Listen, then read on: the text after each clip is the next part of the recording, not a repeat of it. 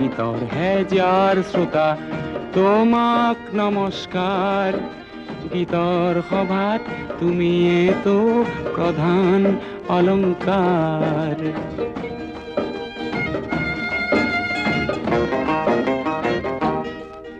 প্ৰয়াস কৰোঁ তোমাৰ মুখত হাঁহি বিলাবলে, প্ৰয়াস কৰোঁ তোমাৰ দুখত সঁচাই কান্দিবলে। তোমাৰ ক্ৰোধত ক্ৰোধান্বিত হৈও গীত ৰচোঁ, ব্যক্তিসমূহৰ হৈ সুৰৰ শৰাই যাচোঁ। সেই গীতৰ কুসুমেৰে আজি জীৱন জাতিষ্কাৰ। গীতৰ সভাত তুমিয়েতো প্ৰধান অলংকাৰ।